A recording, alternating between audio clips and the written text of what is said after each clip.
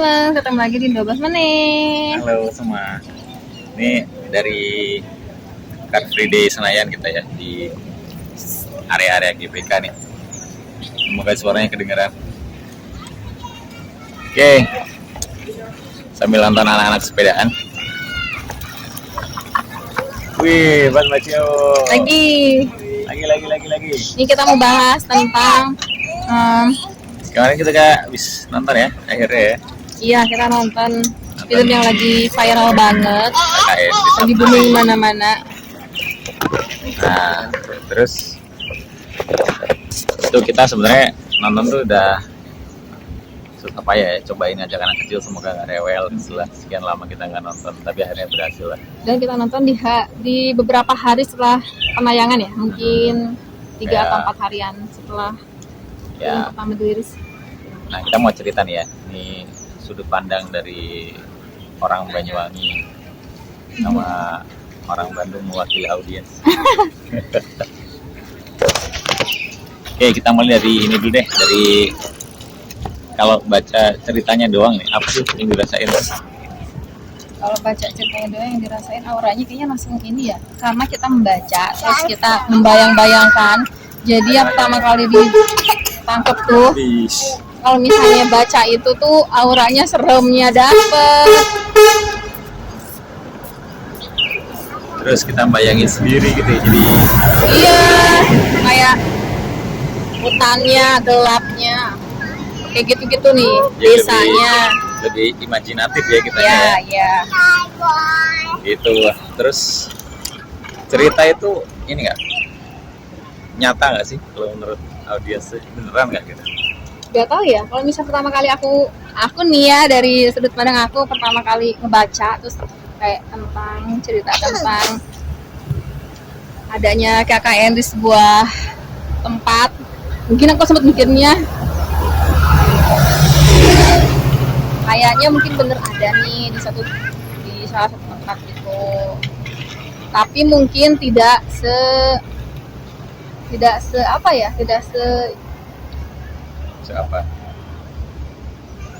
tidak se terlalu melebaikan yang ditulis gitu kali ya.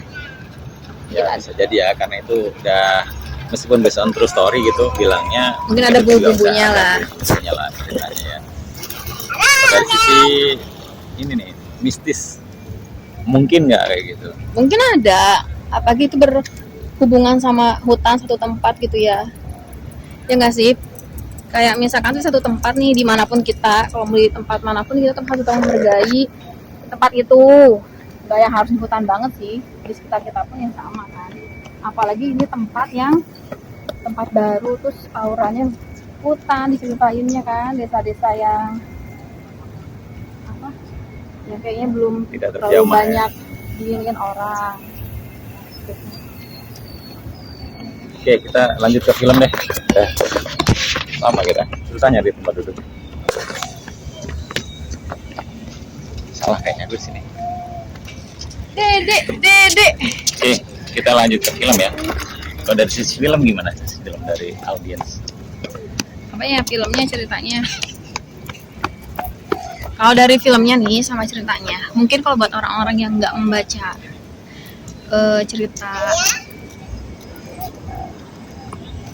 cerita yang lagi heboh di Twitter itu ya, tanpa membaca ceritanya atau dia langsung nonton, mungkin bakal terasa filmnya biasa aja gitu kan. Terus yang tidak terlalu tonjolkan banget nih, kan dia ceritanya tentang KKN-nya tuh nggak terlalu ditonjolin nih, orang tuh terlalu fokus ke masalahnya yang ada di desa itu, kayak kerasukannya, ya kan, kayak yang orang terus didatengin bayangan hitam atau apa gitu tuh kayaknya. Tapi buat orang yang udah baca mungkin kayaknya ya lumayan aja gitu, oh ternyata kayak gini nih yang kita baca, yang kita bayangin sama kita tonton mungkin nggak jauh beda gitu.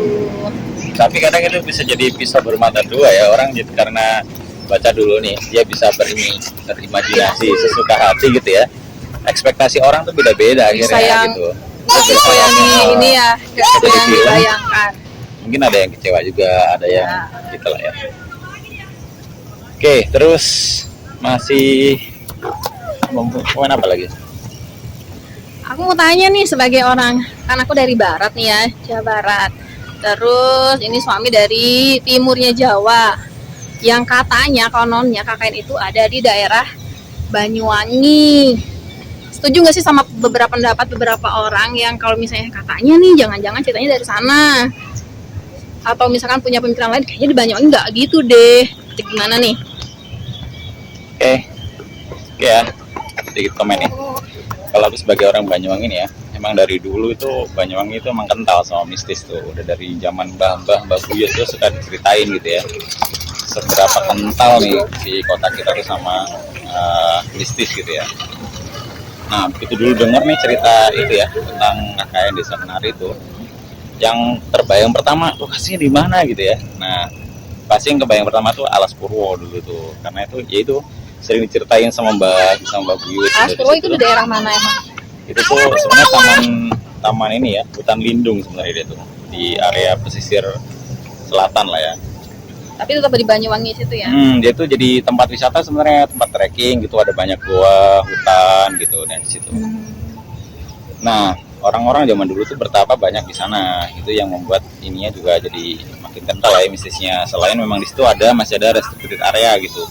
Jadi ada area yang kita nggak boleh masuk, meskipun kita pengunjung gitu ya, nggak boleh masuk, dan itu cuma dibatasin sama bambu zaman dulu kayak gitu. Jadi kalau melanggar ke situ, konon di situ tuh udah area kerajaannya jin. Beda alam gitu ya, alam yang beda. Nah, kalau dari possibility itu high possibility sih ya, gitu ya. Apalagi itu dari ceritanya Jawa gitu, terus ekspedisi KKN-nya ke timur gitu, jadi ya sangat memungkinkan lah itu di Banyuwangi ya. Meskipun sekarang lagi yang viral tuh orang bertanya-tanya persisnya di mana sih gitu ya, banyak spekulasi gitu, ada yang bilang di sekitar Alas Kumitir ya, terus yang sekarang ada di Rawobayu gitu ya, itu di dekat Banyuwangi kota sana. Ya banyak kemungkinan sih, apalagi dulu juga orang Banyuwangi itu banyak yang Hindu gitu ya, masih memuja-muja dengan sesajen gitu, ada di banyak tempat yang kayak gitu. Tapi kalau mindsetnya adalah ya kita masuk ke kerajaan jin, itu yang pertama kepikiran itu Alas Purwo. Tapi nanti deh kalau kita ke sana mungkin kita bisa lebih nyari tahu ya. Terus dari sisi apa ya, cerita ya, itu ceritanya mungkin kayak tadi ya, kalau kita sebagai orang pada bisnis, sebagai orangnya dari Banyuwangi, kita udah kental sama mistis, itu sangat mungkin cerita kayak gitu. Dan kalau ada yang bilang kenapa kasus kayak gitu tuh bisa nggak dipublish ke publik gitu, misalkan ada yang bilang kayak gitu ya, kenapa bisa masih teman-temannya nggak ada yang ini gitu mengekspos gitu ya, coba ya dipikir aja gitu, banyak loh cerita-cerita yang kasusnya mungkin lebih besar tapi nggak terekspos. Mungkin juga itu kan kalau ceritanya kan ada hubungannya sama ini ya, aib orang gitu ya, mungkin apalagi itu mungkin juga dari kampusnya nggak pengen mempublish juga, karena itu presiden yang nggak terlalu baik mungkin ya bagi kampus. Jadi akhirnya gitu ceritanya mungkin nggak akan terekspos. Ya, mungkin ada pihak keluarga yang mungkin merasa terganggu kali ya kalau misalnya terlalu di bisa jadi ya. Terus awas Kak, suka ada kakak, jangan duduk. Jadi dipegang gitu ke tangan. Liatin bisnya ya. Sebentar Cina, jadi bis dulu. Ya pokoknya sih apa ya? Aku mau apa? Terus gimana jadi ceritanya? Oke enggak nih? Cerita kakaknya ditunggu-tunggu bertahun-tahun lamanya. Maaf ya Pak, kita nggak ngintip tanaman, cuma ngintip.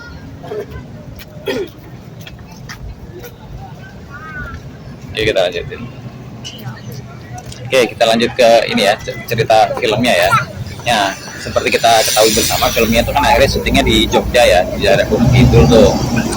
Jadi ya mungkin itu tempat-tempat yang direka-reka gitu ya, biar semirip mungkin sama yang diceritain sama si Simple Man itu. Terus dari sisi film, kalau menurutku sih ada yang dapat, ada yang nggak dapat lah ya gitu. Yang pertama tuh dari sisi bahasa, kata ya, itu kan filmnya orang Jawa, kakaknya orang Jawa gitu ya, tapi kayak sayang banget gitu ya, maksudnya tuh nanggung gitu kadang-kadang ya. Dan bahasanya tuh terlalu mix malah nggak ngalir gitu. Oh, sih. Terlalu banyak kalimat apa ya bahasa Indonesianya mungkin ya dibanding Jawa. Jadi kadang tuh feel mereka tuh kayak bukan dari orang Jawa gitu. Padahal kadang bahasanya masih simpel-simpel ya, mungkin orang awam tuh Mungkin tahu masih gitu meskipun bukan orang Jawa.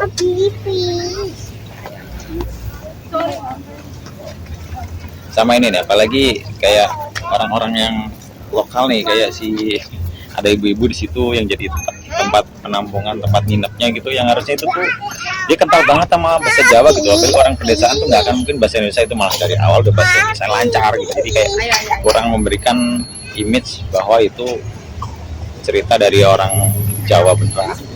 Tadi ini.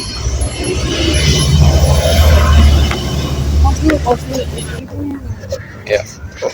Ya pokoknya gitulah ya, ini dari sudut pandang kita nih. Buat teman-teman yang belum nonton silahkan bisa nonton di bioskop terdekat. Cuman sharing apa yang kita rasain setelah nonton ya, dan kita dulu emang baca skripnya sebelum jadi film. Jadi intinya dimanapun kalian berada dimanapun kalian berada kayaknya harus menjunjung tinggi apa ya, kayak menghargai tempat itu ya, nggak boleh sembarangan. Itu kali ya inti filmnya gitulah. Satu lagi mumpung keingetan, Apa? ini nih sama istilah-istilah yang dipakai ya di situ ya, di film itu ya, Istilah apa? kayak istilah hantunya gitu, si Badarawi gitu ya, itu tuh orang Banyuwangi sendiri pun ya udah berbelas-belas tahun hidup di Banyuwangi nggak kenal sama istilah itu ya. Jadi mungkin itu tuh Mungkin itu belum bermain ke alam sana. nggak, itu serius, itu nggak ada di situ ya. Meskipun di Banyuwangi itu banyak etnis di situ ya, ada campurannya orang Jawa, orang Bali, orang Madura, tapi itu istilah hantu dan Yang Badarawi baru itu dikenal aja gitu ya. udah ngobrol sama teman-teman juga apa miss gitu, nggak ada hantu kayak gitu tuh. Jadi itu kayak istilah yang mungkin dimunculkan sendiri di cerita itu ya, dan itu sekali lagi memberikan kesan kayak kurang greget gitu ceritanya tuh. Itu pakai istilah jin, hantu yang bahkan orang lokal pun gitu ya harusnya tahu gitu nggak tahu ya. Gitulah ceritanya.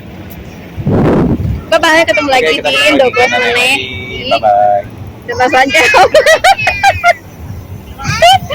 Ketemu lagi di video selanjutnya. Bye bye. Bye. Udah cut ya.